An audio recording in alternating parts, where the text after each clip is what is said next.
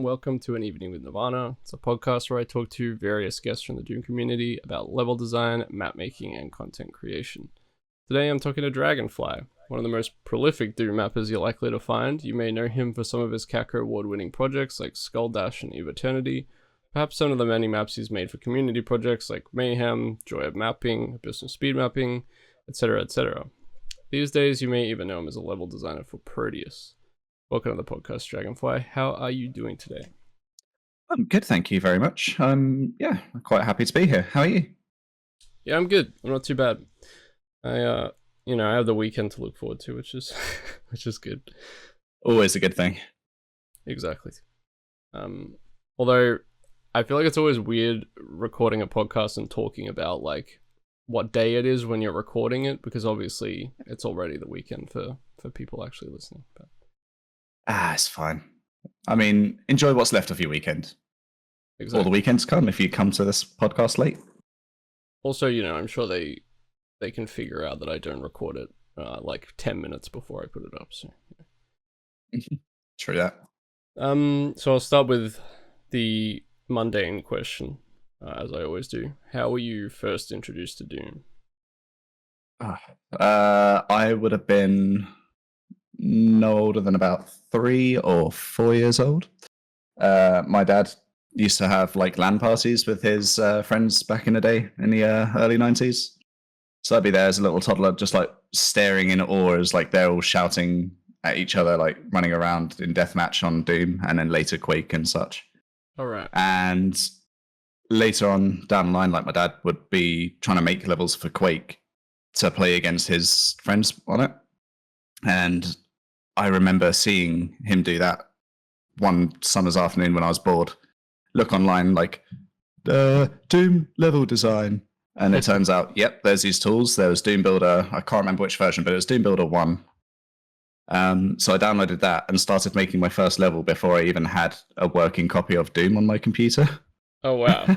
That's cool. So that was my entrance, basically. And then, I picked up I think it's the Collector's Edition 2005 release, which had Doom, Doom 2, Final Doom, and the Doom 3 preview on the disc. And the rest is history from there. That's a very interesting introduction to Doom, really. That sounds like the most involved I've heard a parent being with Doom and Quake. Oh, God, yeah. I mean, my dad is entirely to blame for me getting into the Doom scene in the first place. Yeah, well. Lucky he was around then. Yeah, so you definitely had this pack of iWads, which I'd imagine that kind of allowed you to like bounce around between them. Did you find one that was like your favorite out of the iWads, or like what was your experience with them? Well, when I was young, I wasn't exactly a great gamer, despite how many games I played. So Doom 1 naturally was the sort of preferential one because it didn't feel unfair. Like I could play on the harder, like Doom 2, TNT, Plutonia, but on like I'm Too Young to Die, because I was just a kid. Yeah. But I definitely preferred Doom 1. I found the level design in that one, it was a bit less abstract and a bit more understandable, like where you're supposed to go, what you're supposed to do, and well, until the 3rd episode anyway. Right. And is that consistent to this day, or have you found that like your opinion on the iWads has changed a bit? It's how do I word that one? I feel like the common answer, I guess. Like I prefer Doom 1's level design to a certain extent, but at the same time, like the extra like enemies that are available, the super shotgun, even some of the just texture themes and stuff available in like Doom 2 and Plutonia are far more interesting, I guess, or they provide more interesting opportunities. As an iWad, if I was to go back and play one, I'd still probably choose Doom 1 just for the rose-tinted glasses, the nostalgia. But as a like creator for Doom maps and such and custom content, Doom 2 is the obvious choice. Simple as that, really. Yeah, that's totally fair. And I noticed on the Doom wiki, like you said, you got involved with editing stuff pretty early on. And on the Doom wiki, I think the first thing you're credited with is a WAD that's basically just a replacement for the imp. So were you like... So this is the first time I'm talking about this like publicly, I guess, since yeah, there was a thread some time ago asking about like how you got your name, I think it was, and I just or where you entered the community, and I completely pleaded ignorance to forgetting what my old username was, but someone somewhere found it. Being sausage. Yeah. Just looking around the room like, I don't know what to call myself. I had a sausage for dinner. Yeah, that's my name now. Idiot. But yeah, so that wasn't really like the first thing I released. It's just the only thing that's still intact, I guess. Like back then, I made awful levels. Well, sorry. I suppose. Well, the first actual sort of level that was listed was something called Valleys of Bereavement, which that one. It uses I don't a lot even of think that works anymore. Not well. I played it. Okay. So there you go. It uses a lot of GZ Doom features like right out of the gate. What did you? I guess like what did you learn from making that map and releasing it, and then like getting feedback and stuff? What was the process like releasing a map? To be honest, there wasn't too much thought involved. It was more I was making stuff for me. I was like, oh my god, look, I've used something that Doom didn't have, therefore this level must be great. Very stupid, naive view. I would have been, what, 12, 13 maybe? Yeah, with that level, I don't recall actually getting feedback, or if I did, it was probably like, oh my god, this sucks. So I wouldn't have taken it to heart. But yeah, back then it was just a case of me and a couple of friends from school, like making levels together and playing each other's levels. And to be honest, it was mostly me making the levels. Right. Okay. So that was mostly my feedback network, and because we're all friends, it's just, oh yeah, that's really cool, that's really good, every time. Yeah, well, that's good. So it wasn't exactly productive, but you know, as you get older, you get more receptive to like looking for feedback and paying attention to what people are saying and how to improve and stuff. I think you need that positive reinforcement early on, to be honest. Yeah, you definitely need some of it. I noticed that you made a couple of maps for Stronghold on the Edge of Chaos, which was like like an invasion style WOD, I guess, primarily built for Skull Tag. What drew you to like working on that project? A few things, I guess. I mean, the first one was to push myself to work with like the big names at the time. You know, there was like Vader, there was Torm. I was becoming quite good friends with Remirath, who was on the project. I don't know if they were still called Morpheus at the time or not, but Remirath was there. We're still good friends to this day. And yeah, it was just I wanted to be part of something that I thought people were going to look at and go, wow, this is really good. And it will have my name up there somewhere, and I'll feel really proud of that.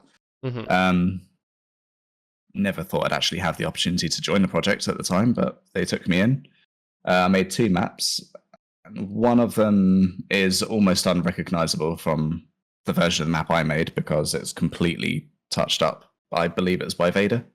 Right. But like the general gameplay and the layout is still there.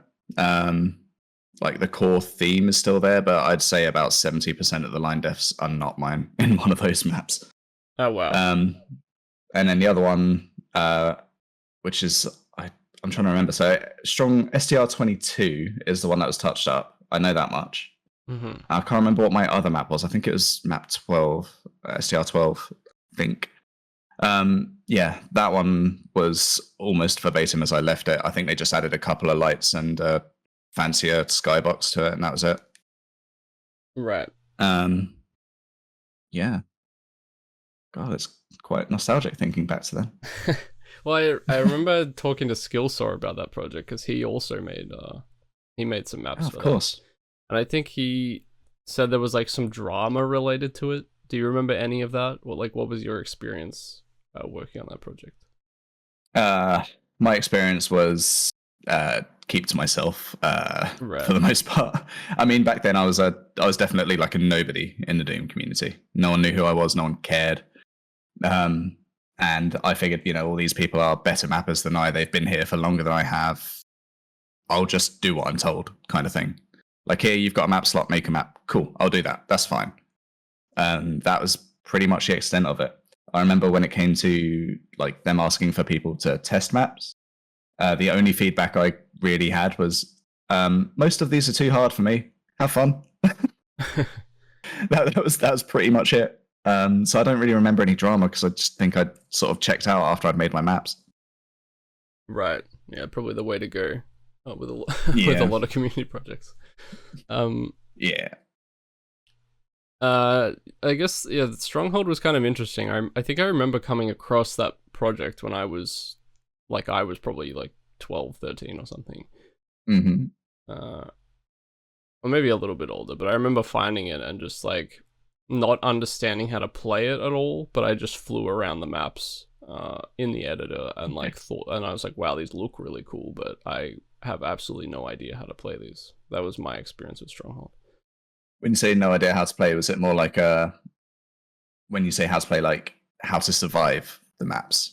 No, like I couldn't even get it to work because I think it had like a hub and stuff, and I was totally unfamiliar with ZDoom features and all. I think I'd just gotten ZDoom or something, and I was just like trying to figure out what the hell was going on. And I think it only worked in Skulltag, right? It didn't actually work in ZDoom. Oh, yeah, that's a good question. I'd have to check the wiki or download it myself, but that sounds familiar. Yeah, I think it said So Skulltag yes Skulltag or GZDoom, and I think I couldn't get Skulltag to work, and I was like, well, it was impenetrable to me. But I remember being very impressed by like the visuals of it, and thinking it looks really cool. Yep, I mean, I did a lot of that in a lot of maps. Well, a good example would be Sunder. Right. I've not played a Sunder map to completion, maybe not past the third map or fourth map, but I've definitely flown around all of them and been like, wow, look at all the pretty things. Yeah. Less a technical sense of impenetrability, but still there. Yeah, definitely. Well, I mean, I often just fly around maps in the editor. Like, if I don't have time to play something, but it looks really cool from the screenshots, I'll just fly around and poke around a little bit and see what looks cool in it, you know, sometimes steal some ideas. I'm sure we're all guilty of that, for sure. Definitely. So let's talk a little bit about Skulldash. Where did the inspiration for Skulldash come from? Probably my eternal love for those 90s collectathon games. You know, your Mario 64s, your Banjo-Kazooies, Donkey Kong 64, that type of thing. Running around, collecting everything you see that's just shiny and spinning and stuff. I don't know, that is fun to me. I know that general style of game has sort of died out entirely at this point. Sadly. Yeah, sadly, I agree. But yeah, I absolutely loved that kind of game and kind of wanted to bring that into Doom. And I remember it was the 10 community projects in the ZDoom forums. I made a map for that. It was quite well received at the time. And then I wanted to make another map, so I made a secret map with a bit of a ZDoomy gimmick, which was essentially the beta version of Skulldash. It was like the concept. There weren't like special tokens or anything. It's just the main token. You had to collect, I think, all of them.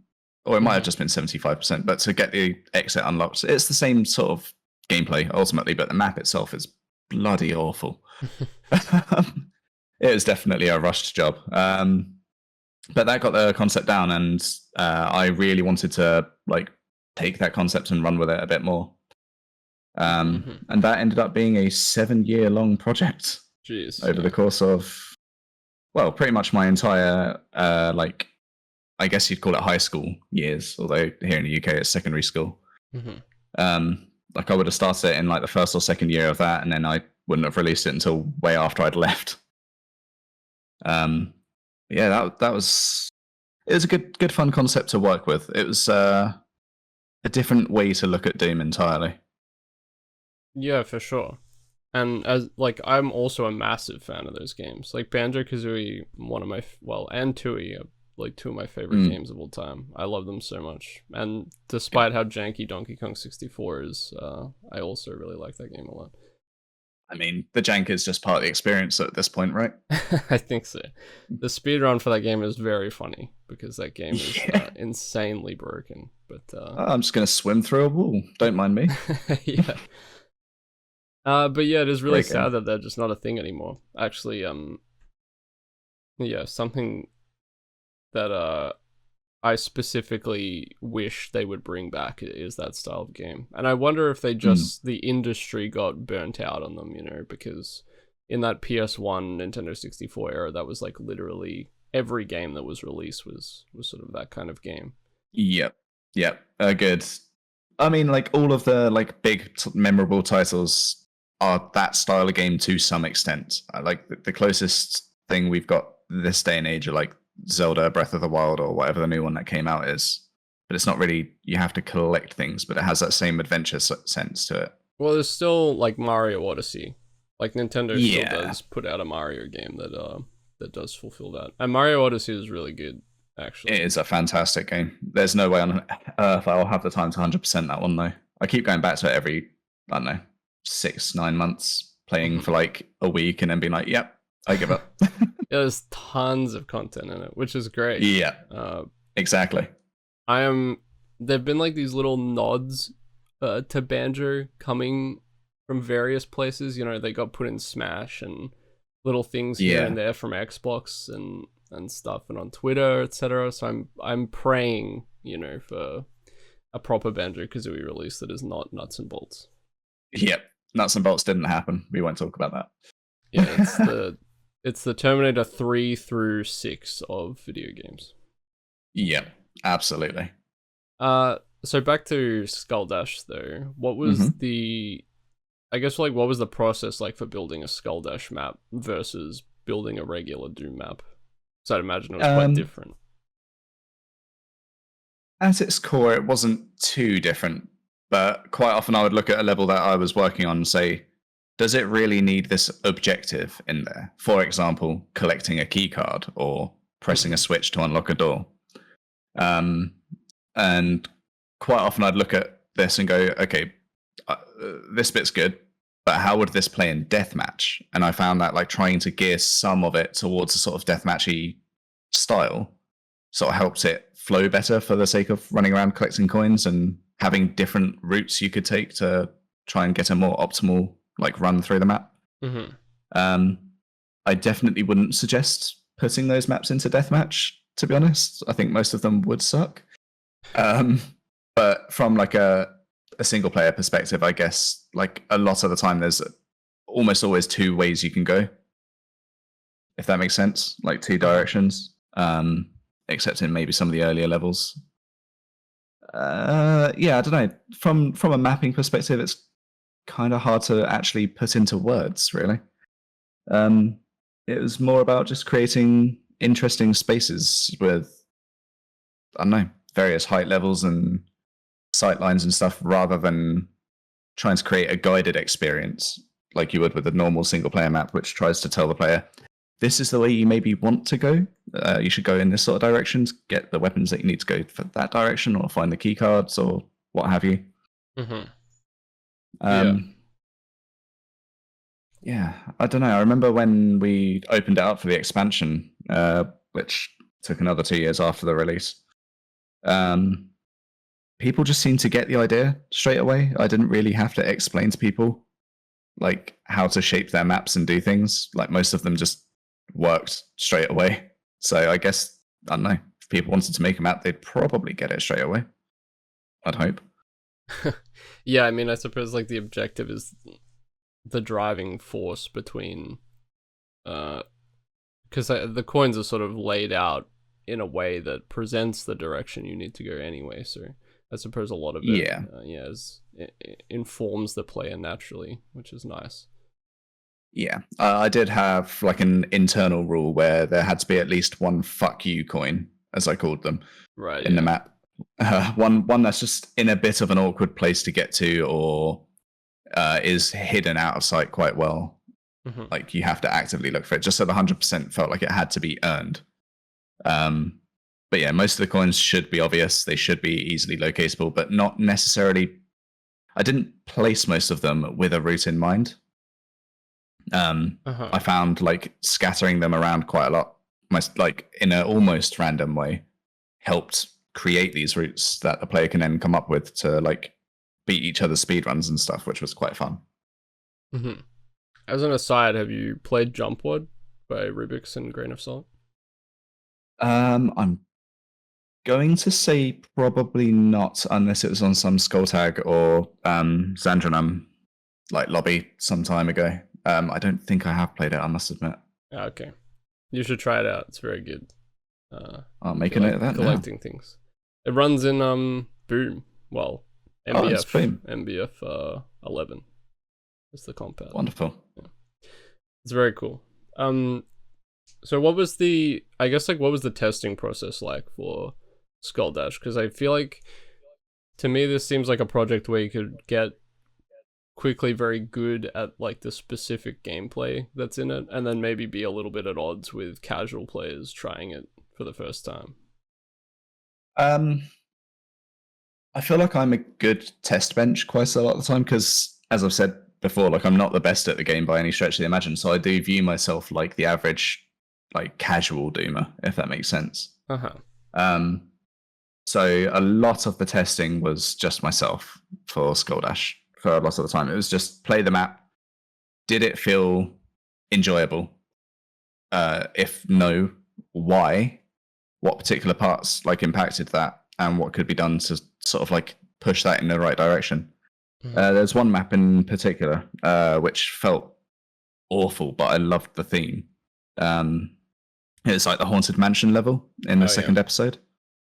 And for some reason, I never liked the way that level played, because everything was like just a bit of a gotcha. Like there's shadows, which was those Realm 667 enemy, which are like basically invisible in that darkness. And then there's specters and stealth monsters and all your Z-Doom gimmicks. Right. But I felt the reason it sucked is because if you lost health, it felt like it wasn't your fault half the time.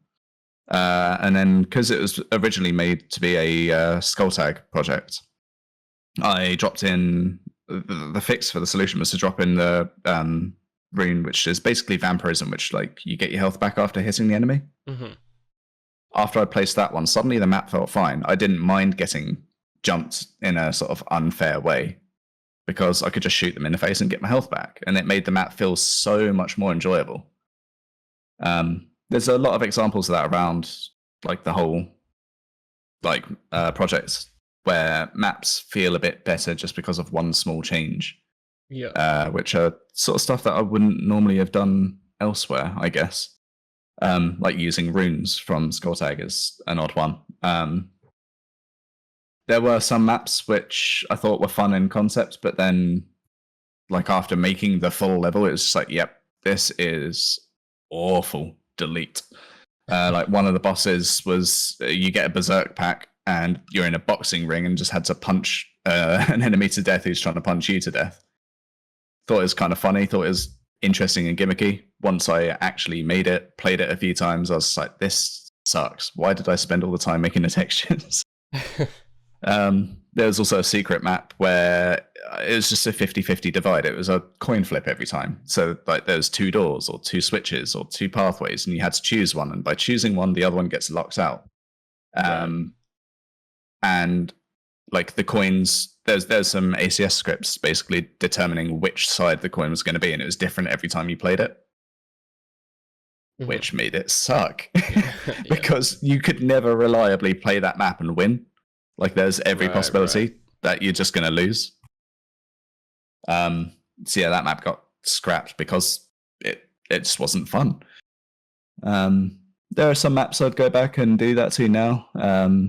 There's one map in particular, to Hell and Back. It's just a linear, like, sort of hell map, I guess. It just doesn't have any interesting gimmick to it, aside from the theme.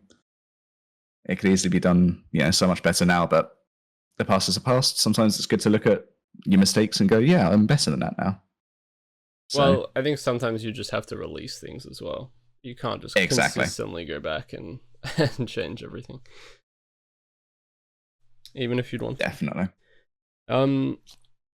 So I think you mentioned the expanded edition a little bit. What made you want to sort of open it up for the expanded edition? So around that time, I was quite active on Twitch as a streamer. I kind of miss those days, but I'm not interested in being a streamer anymore. Just don't have the commitment for it. But around that, I built like my own Discord community, and it was quite active, quite friendly. And a few other people who were there were quite interested in making their own maps for Skulldash once it was released, which obviously just opened up the idea of making a community project for it.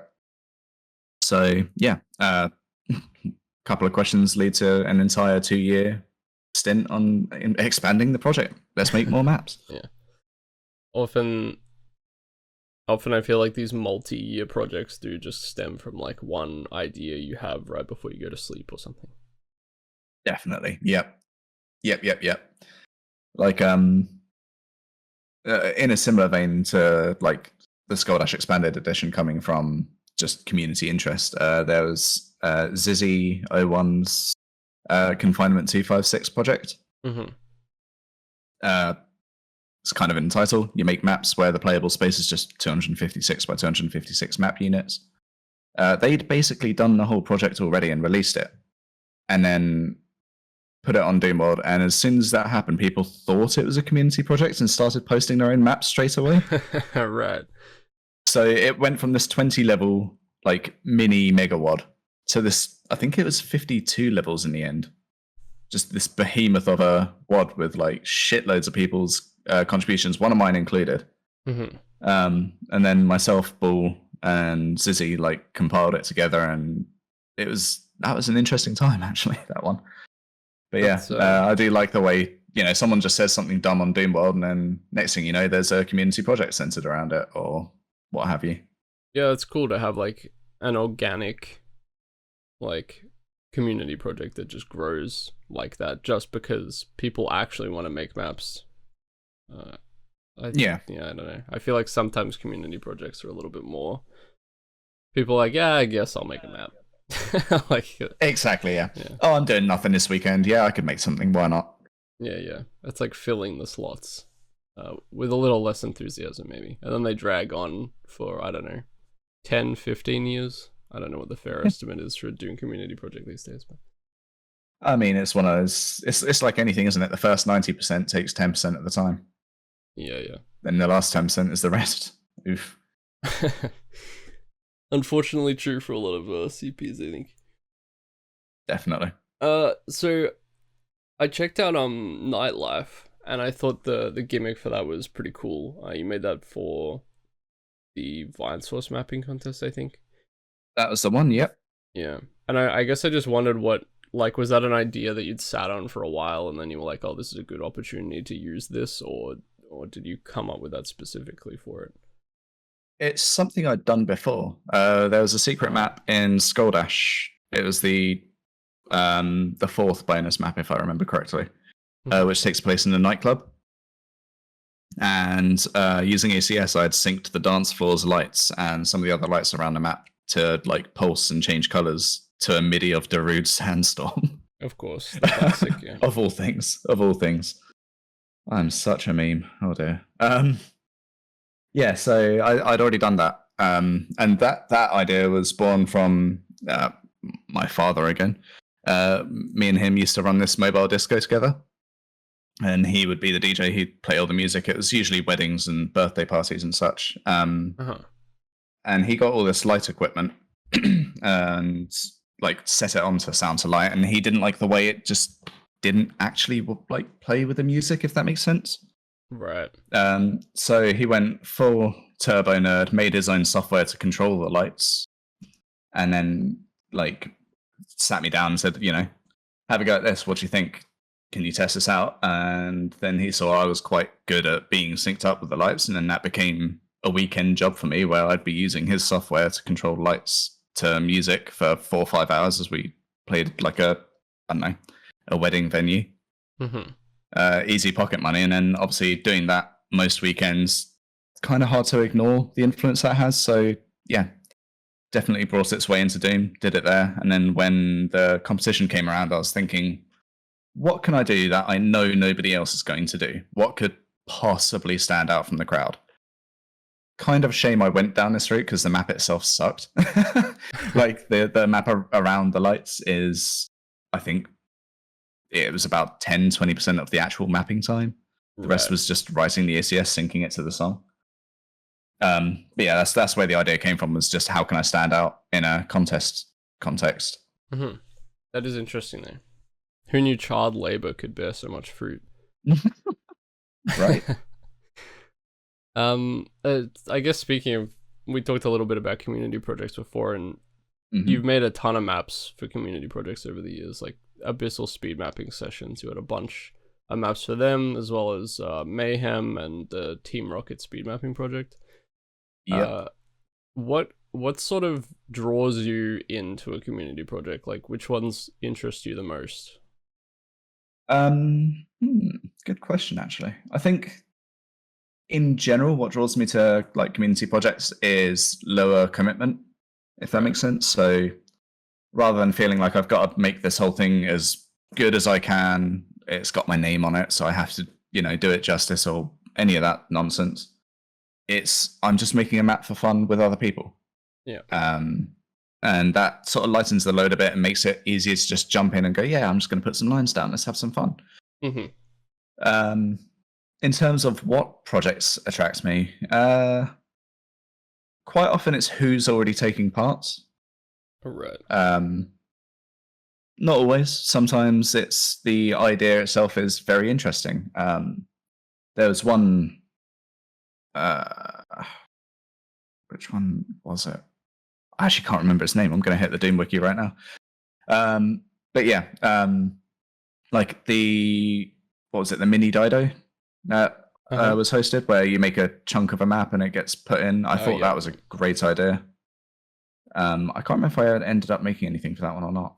I don't think I did. I'm not sure. So what do you? Oh no, I did. Oh, you did. That was that one. You made so many maps you don't even remember. 2018, I made 52 maps. I think it was one map a week. Wow. Yeah.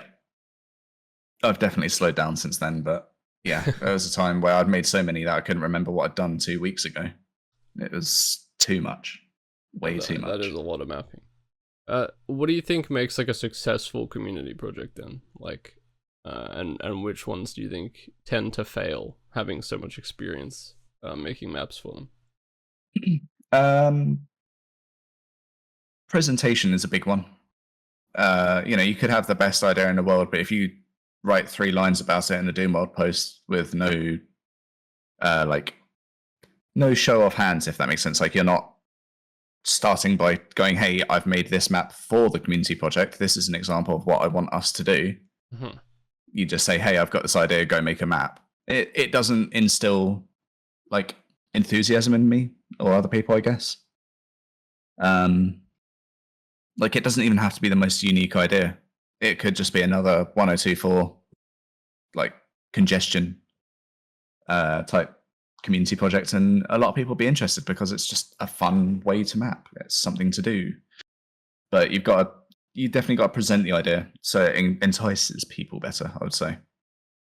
Yeah, for sure. I've definitely seen a lot of community projects that have like exactly what you're describing, where it's some new user coming in and they just post like a couple of lines, no pictures, no map of their own, and then they're surprised when people are like, well, I'm not gonna make why should I do this? Yeah. I feel like, I mean, you were talking about making 52 maps in 2018. Do you have like, what is your process for mapping, do you think, that allows you to create so much, and also like what is it that allows you to sort of start and finish a map? Because I feel like a lot of us can begin a map, but sort of being able to complete things over and over again is a talent, I think, of its own. It's so that problem that you're describing is something I have when writing MIDI music. I can write a riff or an introduction to a song, and then suddenly I'm completely dry. There's nothing left in the chamber. I don't know what to do. Mm-hmm. But with maps, I find quite often just drawing a random shape is enough to then stir on the next bit of progress, if that makes sense. Like, Yeah. I don't do layout first mapping. I tend to just map the final, what will likely be the final room immediately.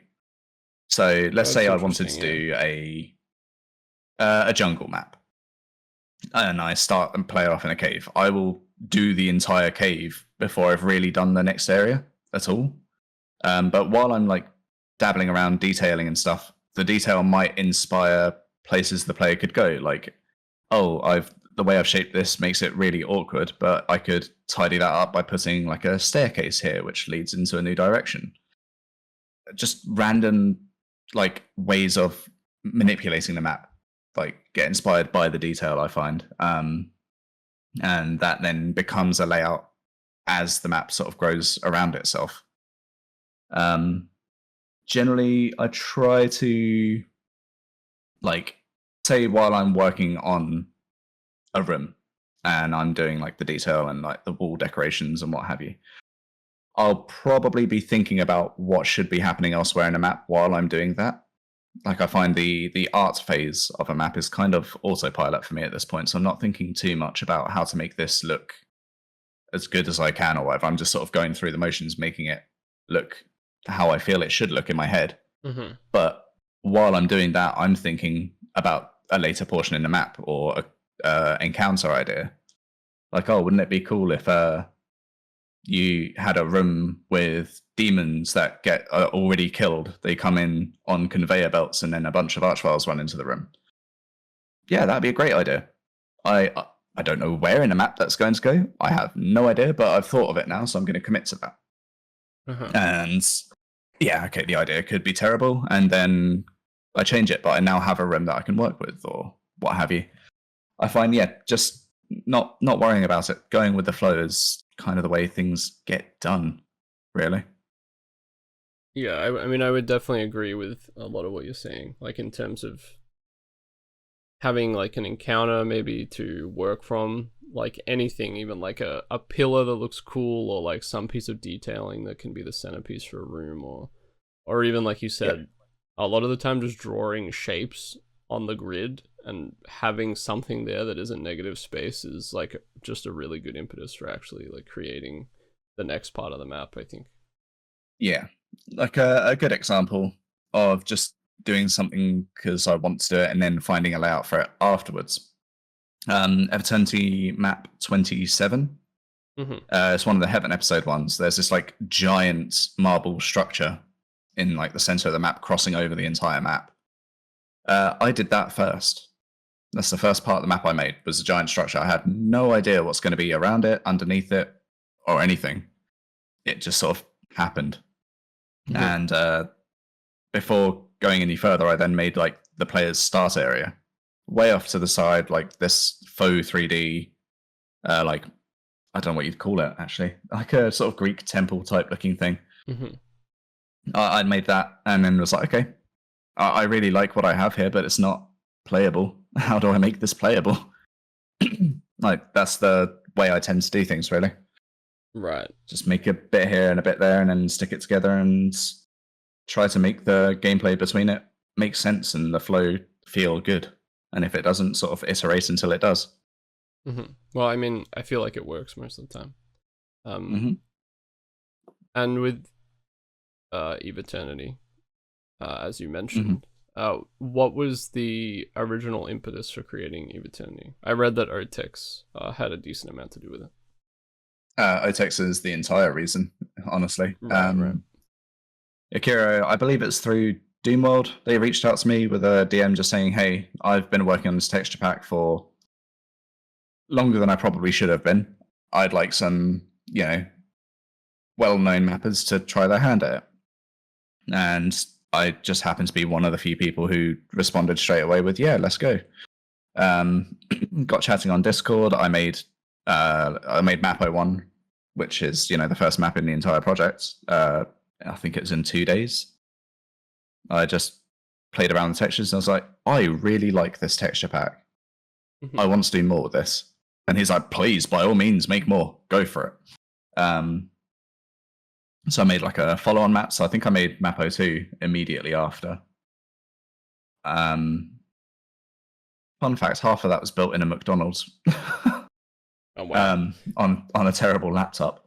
But yeah, it was definitely OTEX that was the driving force. It's just I thought I wanted to experiment with these wonderful new textures. I'm quite honored to be one of the first who get to use it.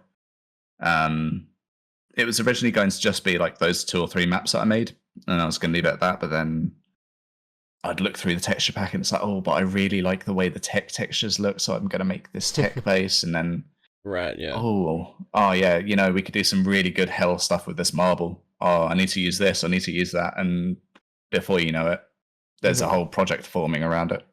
So were you already So- drawing up like episodes and like based on the different themes you wanted to explore pretty early? Quite early, yeah. So like it obviously started organically. I was just making maps for the sake of it. That sort of dictated what that episode was going to be later down the line. But yeah, so I made a couple of maps, really enjoyed it, wanted to find more ways of using it, and then I think it was within a month of having the texture pack in my hands, I was like, fuck it, let's do a whole megawad, let's go, we can do this.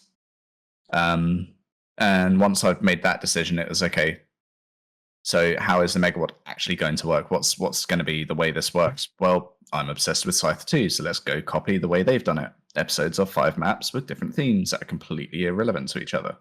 Right. That'll work, that's fine. That way I get to explore 6 different themes and many sub-themes within that and play around and see what happens from there, sort of thing. And I'd always wanted to do Heaven, like WOD, after I'd done there's an angel boss in Skulldash. Yeah. And I feel like because it was just a boss, the map didn't really explore the theme much, so I wanted to explore that theme a lot more fully and had done for a while. So that was an obvious addition, which then, much to Akiro's difficulty, became a lot of extra texture requests from my end, which he was amazingly kind enough to like oblige and create for me. Then we eventually, after realizing a lot of progress was happening quite quickly, thought, oh, we could get this done in time for Doom's 25th birthday, which enlisted the help of a few other people to make that like deadline possible. Oh, that was such a... It was a speed run of making a megawad, basically, because the whole thing was done in 9 months. Right, yeah, that is really quick. It makes remembering the order in which things happened and where decisions were made a bit foggy, because it all sort of, in my head, happened at the same time.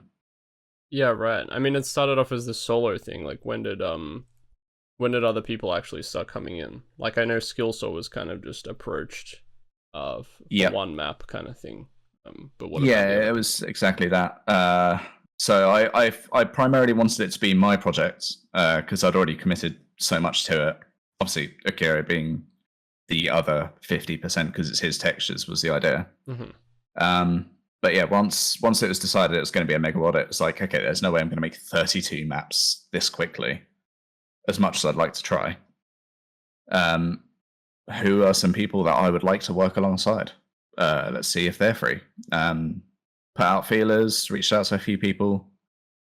Those who got back like quite quickly were obviously welcomed into the project. It's like, okay, here's this spreadsheet that we've got. There's always map slots. Pick and choose 1, maybe 2, and have a go at making a map in that theme. We'll, push and pull a little bit to make sure you're on the theme, or make sure it's not too difficult for the stage it's in, the WOD or whatever. But most people nailed it straight away, pretty much. Right. Some maps were very last minute, handed in. Skillsaw's map, for example, I believe was in like the last month or couple of weeks of the project before it was released, before we got the final copy. Another one was Stormcatcher's infamous map 19, the one that goes on for like an hour on your first time playthrough. Yeah. Fantastic map, in my opinion. I genuinely didn't have an issue with it being as long as it was, but I did feel it was overstaying its welcome just a bit compared to the other maps in the project. Ironically, the map immediately after it, map 20, was called Convolutes because it was the longest map in the project at the time. It's half the size. So, I mean, I don't know. that was an interesting one. I feel like you have maps in a project that are like that, and then people become entrenched in their views, and it becomes their favorite map or their least favorite map. But it gets people talking, gets people exactly riled up. I wouldn't change it for the world. Yeah. Had he provided the map sooner, I would have maybe suggested cutting it in half and making it 2 maps. But we only had 1 slot left for the map. We couldn't find another slot in the episode because all 4 other maps had been made already. That's the only thing I probably would have done is, at the midpoint in the map, sort of slice it. You'd still need the rest of the map there because you can see it all from all over the place. But if it had that breakpoint in the middle, I feel like it wouldn't be as much of a hot topic, which might not have been a good thing, thinking about it long term. Yeah, I mean, who knows? I don't know. Who doesn't love reading angry id Games reviews? Oh my god. There was one guy. Wow. Yeah, this one person on Twitter who was so upset with one of the fights that I'd made in the Hell episode that he said he would rather insert a drill up his arse than play anything I ever make again. Well, and I was so tempted to print that out, put it on a frame, mount it on my wall and keep it for life, but I didn't. I should have. That was my I was quite proud of that. Yeah. Sorry. Yeah. No, don't be. It made my day. You mentioned the boss fights in Skulldash and also the boss fight in Eviternity. What do you enjoy about boss fights? Is this something that is carried over from other games? Is this from the collectathon kind of games with their boss fights and things? Or what is it that makes you sort of want to put them into Doom? There's definitely an element of that from other games, yeah. I quite enjoy playing MMO RPGs and having that half an hour long raid boss fight with 30 other people and then finally overcoming it for the first time makes you feel so good.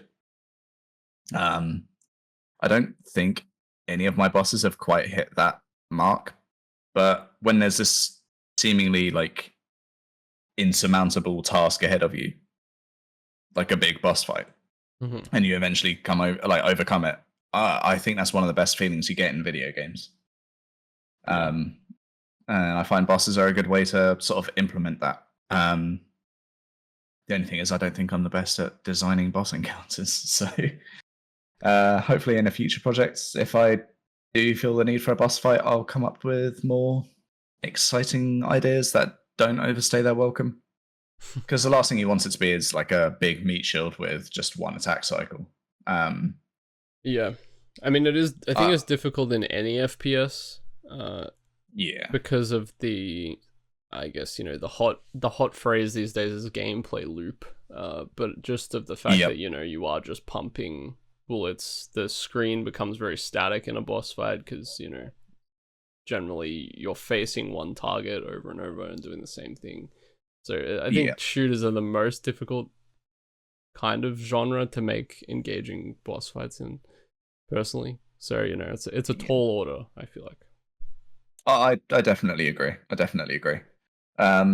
feel like the boss encounter in Eviternity, which was essentially all of Antera's 031's work, in terms of the dehack it and decorate.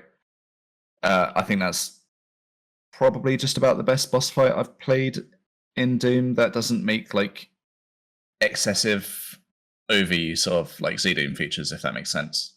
Yeah, I was very impressed when they put that boss down and said here, look, this is what I've made. It has this and that feature, and then we were oh, can we get a second phase in there? And it's let me see how that works. And then we get the second phase where he goes stupidly fast and becomes this insanely scary threat. When I first saw that in Doom, I was like, oh my god, this is it. I love this. I fucking love this. So it's definitely not an impossible task. I just don't think my mind is geared towards making the right bosses. but it definitely does come from other games, as you said. Like the collectathons, always having a boss at the end of every level, and like MMORPGs with their raid bosses and stuff like that. Mm-hmm. Yeah, definitely a fan. I guess I was also curious with Eviternity. How come you decided to go with Boom compatibility for it? You're usually, I feel like a GZ Doom kind of guy. I'd say I'm more a Boom kind of guy now, for sure. Interesting. Times change, I suppose. Basically, originally I wanted to keep it simple when I was just testing out the textures. Primarily, I just wanted to put some lines down and see how the textures look. I don't want to get bogged down on all these extra features from GZ Doom that, don't necessarily make a map better up front. And by doing that, I kept more in tune with just the architecture of the map, the way just the raw gameplay works and things like that. And then obviously Eviternity grew into this whole project. So if a couple of the maps are already Boom format, it's going to be Boom format or MBF in the end. I think for me, a big draw of Boom now is, like I said, you're not overwhelmed with features. You're not feeling like you have to experiment with new crazy ideas that no one's done before. People don't mind as much with Boom if you're doing something that has been done before. And there's definitely a wider play audience for it as well. It's more accessible. More source supports the features. It's there's a lot of appeal. There's a lot of appeal for Boom, I'd say. Yeah, definitely a good point. Well, MBF 21 also these days are pretty exciting. Yeah, I'm very excited to see what's possible with that. I know Zace's Vesper is a good showcase, but it's the only one that comes to mind at the top of my head at the moment. Though I must admit I haven't been as in tune with the Doom scene the last couple of years, so maybe something slipped past my radar. Right. Well, you're talking about being this big Boom guy now, but what about Elementalism? How'd you get involved with that? Elementalism, so that was, I don't know if you'd recognize the name, but Fade, spelled with a PH. They used to be a member of my Discord community. And they started making this map, and it's just like all the other things. You say one thing and then it goes from one map to an entire project. Yep. They're like, oh, I wanted to make a water episode. And I was like, oh, how about a fire episode? How about an earth episode? Yeah. So on and so forth. So yeah, we splintered that off into a separate Discord and got a few people interested and then started making a project. And it was really just it was kind of like a self-indulgent project. It was, how far can we push the visuals? How far can we overdo this particular thing? What interesting showcase can we do? The total opposite of what Boom's about, basically. Yeah. So yeah, I was essentially like the co-founder of the project with them and like motivated them into making it this full exciting thing. Then Bull joined the project, and they have been absolutely instrumental to its success. Like everything they've done has helped the project tenfold. During the time that this was going on, I started making Eviternity, and once I'd gotten maybe 3-6 months into Eviternity, I was like, okay, yeah, I don't have time for both. I'm really sorry, guys. Here's what I've got so far. Do what you want with it. I'll keep in touch. And yeah, so occasionally I would test it. I'd give a bit of feedback here and there, or I'd say, good job, everyone. This looks really good. That sort of thing, like trying to encourage people. But I wasn't putting down lines for it anymore, which is a bit of a shame, I guess. But I definitely needed the spare time. Yeah. And yes, so that's kind of how the project was born. I'm insanely proud of the work that everyone on the project has done since. Kind of honored that my name is still up there when I've only really got a map and a half in the project, which is nice. I mean, a map and a half, still a map and a half. Exactly, it is something.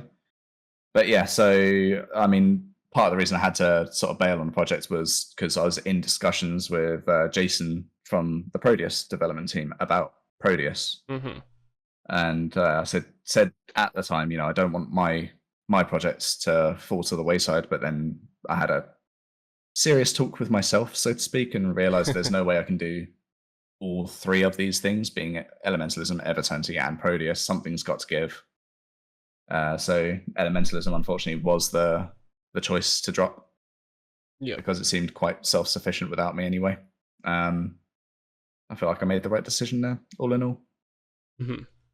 And I do feel like Elementalism, I can imagine you being drawn to it because, the theming of those maps sort of feels a little collectathon-y. It has like some big like major like points of interest in the maps, like those old collectathons did, and then the elemental theming, very common kind of thing. Like I remember Banjo-Tooie had like the fire and ice worlds and like a desert and stuff like that. Definitely. I might not have been as conscious to the influence there, but it's again definitely the same thing, and the RPGs that I play again as well. Your elemental stuff. Yeah, for sure. Yeah, like the 6 elemental gates that you go through and stuff. Yeah, there's definitely influence from other video games, definitely of the sort of 90s and early 2000s. Mm-hmm. Well, you mentioned Proteus. I feel like you keep helping me segue into the very next thing I wanted to talk about. Somewhat intentional, but also intentional. It's just the timeline of things, I guess. Yeah, exactly. I try to keep it simple for people, very chronological here at the podcast. That's how we like it. Yeah, so talk to me about getting involved with Proteus then. That one was entirely unexpected on my part. I'd been following their Twitter page for a few months, I imagine, at that point, liking a few posts and just enjoying what I'm seeing. Nice to see at the time another boomer shooter coming out. One that seemed very much rooted in Doom's sort of core ideals, if you will, I guess. I'd say around that time, the boomer shooter, air quotes, I'm not a big fan of the term, but it's the one everyone uses. Yeah, right. That genre was not as oversaturated as it is now. Mm-hmm. Definitely didn't feel like there's as many people in it, so it still felt quite exciting to me to see this happening. And that was the extent of it. I just liked a few tweets. I never messaged, never did anything. But Jason sent me a message on Twitter saying, "Hey, I've seen that you are a Doom streamer and level designer. I quite like the way I've seen you work on this and stuff. I was wondering if you would like to test our game and also maybe have a look at the level design tools, see what you think of it." He wasn't looking for someone to work on the game with him at the time. He was just looking for essentially for feedback and to see what the community interest would be like. Right, yeah. And I said absolutely, because it was kind of exciting to get my hands on a really early copy of the game. So we sat down Discord call. Excuse me. So yeah, we sat down Discord call. I streamed my screen. He gave me a little bit of a introduction, said, play the game. I'm going to say absolutely nothing, but feel free to pretend you're on one of your Twitch streams and comment the same way you would, so I can get your train of thought as you're playing. Played through it, really enjoyed what was there. It was the map Excavation for those who've played Proteus, but a really old copy of that map. Right. That map's gone through so many iterations. It's impressive. Like a good 50% of the map feels very different now, I'd say, but for the better. But yeah, I enjoyed the map a lot. I said some things that were like, "Oh, this bit here, bit jank," or whatever. Honest feedback. Same way I would if I was reviewing someone's Doom map, for example, to try and help them. Mm-hmm. And then he's like, "Thank you very much, appreciate it. Would you like to go onto the level editor?" And I was like, "I would love to." So yeah, we did a bit of that. He showed me the basic hotkeys and the way to work, and then that was sort of the end of it. I went away, played around with it for a couple of weeks, came back and showed him this room that I'd done. He was like, "Oh wow, so you've really got on with it. What do you think?" And I was like, genuinely love these tools. Some things take a bit longer in here than they do in Doom. If I wanted to just draw a room, I can't just draw a box by right-clicking 4 times and call it done. It's not as quick as that. Yeah. But then if I want to do room over room stuff, or these complex shapes, it's insanely easy in this. There's no way I could do this in Blender or anything else as quick. I don't know how to use those tools remotely close to this. And if I wanted to do this in Doom, it would take me weeks. And they were like, okay, this is good feedback. This is useful. Like they asked me, what tools are missing that would help and things like that. Got discussing on that. I carried on messing around with the level editor in that time and then sort of showed it to them. And they were like, okay, yeah, no, we really like what you're doing here. And eventually offered me a place on the team. I can't remember what the original agreement was, per se. I don't know if I was contracted for just the one level or just to do a certain amount, but eventually I was basically contracted to create a certain amount of gameplay time. Oh, okay, right. But they were very strict on not wanting me to artificially inflate the gameplay time. So, I could have just built an arena map that just respawned monsters all day, every day. And been like, oh yeah, thank you, thousands and thousands, please, for that, because it lasts for 6 years. No, obviously it had to be good gameplay, and obviously there'd be feedback cycles and iteration on the maps and stuff that's included in the contract. But yeah, basically I was expected to produce a certain amount of content for the game before the early access release, and that's what happened. Mm-hmm. Well, I'd imagine you would want to make good quality stuff anyway. I mean, it's tied to your name, and you probably just want to make stuff you'd enjoy playing. So exactly, and it's my first air quotes professional outing as a level designer, I suppose. Yeah.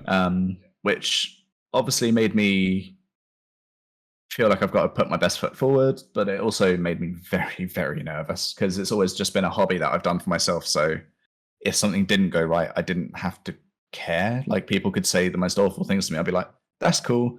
Thanks for enjoying the free content I gave you. Bye. Can't do that with a paid video game. So I felt like I had to, actually do a good job. And imposter syndrome kicks in so hard when you're in that situation. It's unfathomable. Yeah, for sure. It's like, how did I get here? I'm just in my head, I'm just a kid making video game levels for the fun of it. I'm not a professional. Obviously, I'm an adult now, but I still view myself in that sort of light. Like, I'm not a pro. What is this? Which does cycle on itself and get you into some weird mental holes, but you can work through it. Yeah, you keep flashing back to that imp replacement word, like, it's still me. I'm still that 12-year-old. Exactly, yeah. Yeah. So, what kind of outline did they have for the game? Like, what were there strictures for the maps, like specific things that they wanted, like this many objectives per map, or, how loose was it for you? When I first joined, there was basically just do what you want was the task. Mm-hmm. There were some core values in like the aesthetic that they wanted me to adhere to. Best summarized in one word as thick. They didn't want lots of itty-bitty geometry and like fiddly bits of architecture. They wanted big, chunky, thick industrial stuff. That much I knew at the start. But it was around the time that I joined that the game's storyline and plot was still in formation. They didn't really have any of that in stone at that point. Sure. So they sort of had to retroactively make the map that I made work in the storyline, which was it was one of the acid maps, like the nuclear green sludge type maps that I made. Mm-hmm. So before, at that point, we didn't have like the map where you walk around to get to the different levels and stuff, or any of that sort of stuff planned out at all. So Jason had to basically look at my maps and go, how can I make this make sense next to this map and that map, and what order should it be in? And it was very much a sort of free-flowing, off-the-cuff kind of development for that phase, at least. There wasn't strict plans, there wasn't strict themes. It was quite loose. It was quite nice to be part of, to be honest, because it definitely helped shape the direction the game went in.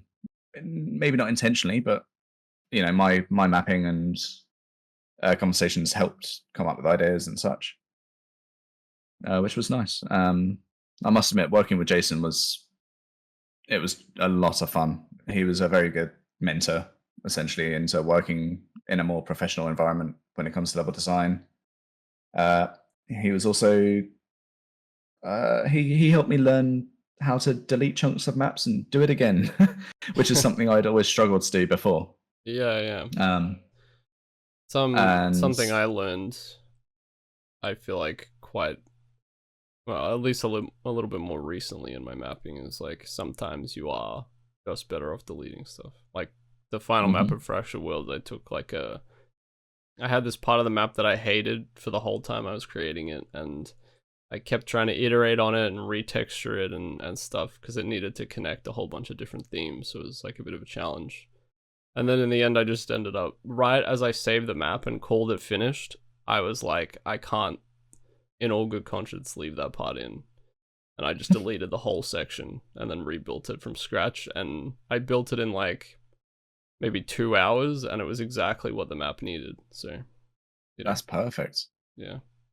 I've had a similar situation, but not intentionally, where I was mapping. And the whole time I was working on this, I just didn't have the right feeling about it. I didn't like the things I was making while I was making it. And then a power cut happened, right as, like, within 5 minutes of me wanting to save. Like, I was getting to that point where I was about to go, you know what, I'm done, I'll save, I'll finish, come back to this. Yeah. So I lost everything I did. Oh, man. Came back to it a few hours later, once the power cut was ended. The end result was 100, 200 times better than anything I'd done before that point. I was so happy that the power cut happened, because I know if it didn't, I'd have left the old shit, like, terrible work that I'd done beforehand in place and just rolled with it. So, yeah, there's definitely merit to having chunks of your map go missing, either intentionally or otherwise. Yeah. I think I do like a soft delete though. I do prefab stuff and then I hold on to it, and then if I want to use it for something later I can. But sometimes it's the best thing. Just get rid of it. In terms of Proteus level design, what do you think are like the key features of building a level from a design perspective? Like, what aspects of Proteus's gameplay are you trying to promote when you're building a map? I think my answer to that question would be different now than it was when I was working on Proteus, and that's because more features arrived in the game after I'd made most of the maps. Right. Such as the double jump and the air dash, or like the boot dash type thing that you can do. Neither of those were features when I made my map. They were loose concepts that we'd thrown out there. We hadn't like discussed it much. We just said, oh yeah, we'll probably have a double jump. That was it. So I would definitely play on the movement mechanics of the game a lot more were I to make more maps going forward. I'd also probably lean more into like the newer weapons and the newer monsters, building like encounters designed for that bit of equipment that wasn't there before. But yeah, I do think one of Proteus's like big selling points is its large arsenal. I feel like anyone who wants to go in and make custom maps should play around with the different bits of kit and see what interesting fights they can make, because things like the grenade launcher is really good fun, or like the plasma rifle with its alternate fire. Like, you can shoot it onto an enemy, it puts a tracking dart on there. You can then run around a corner and just keep spraying them. Yeah. And the bullets will curve around the corner. Really like cool. Things like that. I didn't really have the opportunity to design around those like mechanics and bits of equipment as much as I would have liked to. But when it comes to making a map, I'd say it's no different from making a Doom or a Quake map, really. Obviously, you got the full 3D freedom, so more verticality where possible would be good, just because that makes for a fun level, in my opinion. But yeah, it's not too far detached from making a Doom map, really. And were there any specific things from Doom that you used as inspiration for Proteus, or that were an inspiration for the original like development team? It's impossible to say no to that question. There's definitely Doom influence all over the place. I don't have any specific examples in mind, but yeah, there's very obviously Doom influence in like the style of the game, like the enemies you encounter, the way the levels were designed. Like you've got someone who's been doing Doom mapping for like 15 years on the team making levels. Of course, there's going to be Doom influence in it. Yeah. I did try to be a bit more 3D with my work than I would be in Doom. But then that's just Quake influence. It's all there. It's definitely all there. I don't think I took any specific maps from Doom as inspiration, or like the Doom community at large. I tried to be unique with what I did. And a couple of the levels were built off of like Jason's work in progress, or like napkin sketch sort of ideas. Like the train level where there's like a sniper tower. Oh yeah. They've got these rail guns that sort of like scope in on you, and like you see this big laser trying to find you. That was entirely his idea, and I bloody love that because that's nothing. I've not seen that in Doom in a way that's conveyed in a similar sense, with such like big, thick lasers, like sending this really imposing, like scary sort of sense of dread into the player. Where you've got to play it more like a Metal Gear Solid map than a Doom map sort of thing. Yeah, I so thought that was good kind fun. of broke things up a little bit gameplay wise as well. Yeah, something a bit different. Are there like other Doom projects on the horizon for you in the background, or are you more looking for game dev outside of Doom? Like, what is your primary focus, I guess, for now? So after early access for Proteus was released, I hit this bit of a low point in life where I had too much pressure from too many angles and had to just cut things back and sort myself out and enjoy myself a bit more. So Prodeus did unfortunately sort of get dropped at the time. So since then, to be honest, I've put so much more time and effort into just enjoying my time with friends, playing video games, doing things for myself, like working on my health or making some arts, doing a bit of painting, playing old video games that I never would have had the time to do with all these other projects on the go. Yeah. So at this specific point in time, there's nothing on the horizon, like nothing specific. You reaching out to me did prompt me to maybe dabble with some lines. So I have doodled in Doom Builder, but I don't know if anything's really coming of that at the moment. Yeah. I don't know about the logistics of it, but I would love to do another Team Rocket somewhere. Yeah. Yeah, maybe a community project or something is a good way to slowly lean back in without committing yourself to like a megawatt or something.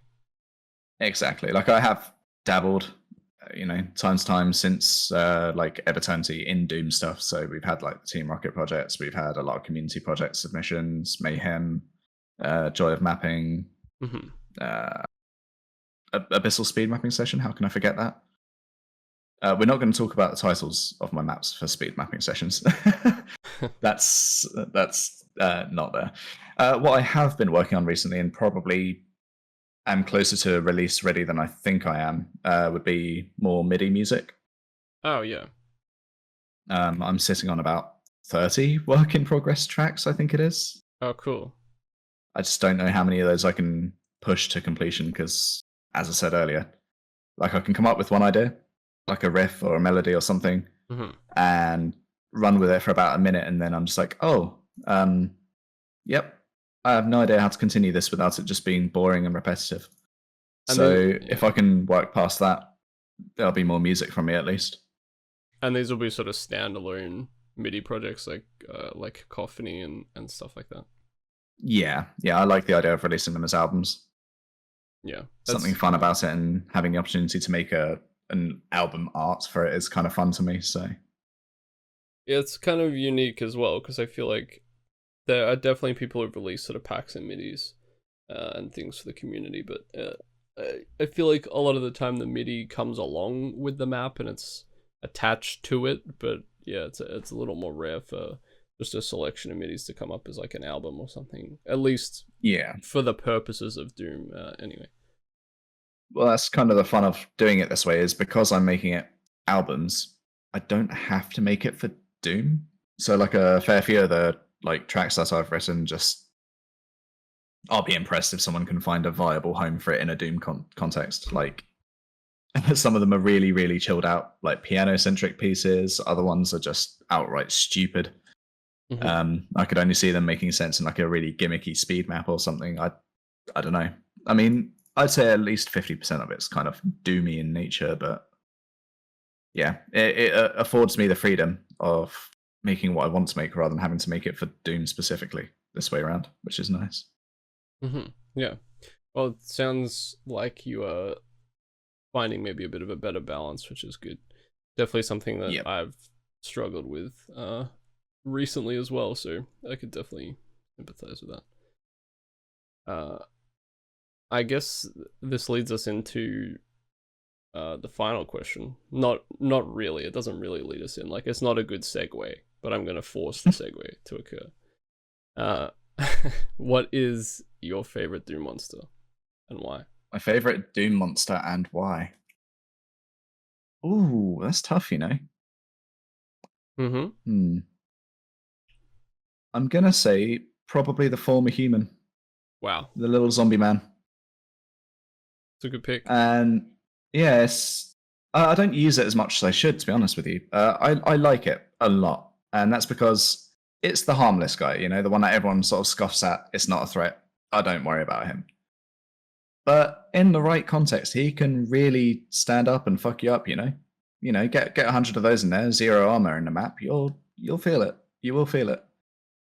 And equally, there's nothing more satisfying in Doom than running through a long hallway filled with those to the brim with a rocket launcher in your hands, just guts spraying everywhere. Like, it's true, yeah. You don't get that in many other video games, or at least you didn't. You used to. There's something really satisfying about that experience, which is why it pops up in a few of my maps. Just zombie man hordes, rocket launcher in hands. Definitely something I enjoy doing. Yeah, so yeah, I'd say that's my favorite. I think this might be the first time it's been picked, so I'm excited. Nice. I actually get a lot of satisfaction putting them in maps. I don't know why. They're just fun as like... They feel like free extra content as a mapper, you know? They're like, you put them in and it's like, well, this isn't gonna... I don't have to do a bunch of rebalancing of the area or like deal with like some difficulty changes that are going to occur in this encounter, because they don't they're really just there as like extra things to kill a lot of the time. Exactly. And they give back the ammo that you would have used to kill them, so like you don't have to worry about ammo balancing or anything. Yeah. Assuming you chain gun them or pistol. But yeah. It's they're a great little unit. Yeah, they're a good sometimes populator. Surprise you. Yeah. They just sometimes they can really surprise you. Yeah, they make a space feel a little bit more full, I think. But they can definitely surprise you. I think one of the most watched clips from my Twitch channel was Stardate 20XD7. I just beat a really hard fight, and then I came through a teleporter and I got killed by a zombie man. Just one pop. Oh, I had like there you go. That's what I'm talking about. Yeah, I just wasn't ready for it, and he just killed me. It was brutal. That's what it's about, you know. He's the underdog. Sometimes he gets the win. It just feels so BM when you die though, because it's just that little that little pop noise, and you just can't believe it. It's good fun. It's good fun. I mean, those are the memorable moments, right? Sometimes, you know, like I've died to cyber demons more times than I can count. It's not a memorable moment anymore. Whereas eating shit from a little former human, I'm going to remember that. That's always funny. Exactly, yeah. Definitely. Well, yeah, good choice. I like it. And that'll wrap us up. Thank you so much for coming on. I know scheduling this was a little bit difficult. You're a busy person. I'm also fairly busy these days, so we slotted it in a very specific hour of your day. So I appreciate you making time for this. Oh, you're welcome. Thanks for having me on. It's been great fun. Yeah, well, hopefully the excitement of it all has really made you pumped up to map again, and we're gonna see, and I think I can confirm this now, Eviternity 2 coming out next year, correct? Sorry, what? No. It's been a long-standing meme. Like a lot of people are like, Eviternity 2 when? I was like, it's not happening. And then I jokingly said on stream at one point that AD79 is going to make it, and he said only if you buy me something. So I was like, I'm going to buy you a Happy Meal. That's not a bad deal. Yeah. It ties back into the original lore of the map being made in the McDonald's as well, so it's perfect. Yep. So if you want Eviternity 2, go talk to AD79 or keep waiting. I'll supply a PO box in the comments section for Happy Meals to be sent. That'd be perfect, actually. Thank you. Yeah, then I won't have to pay for it. Yeah, exactly. Community funded by Happy Meals. Exactly. Well, yep. Thanks again, Dragonfly. Great having you on. You're welcome. I'll let you get out of here, and to everybody listening, thank you very much. Smashing. Take care.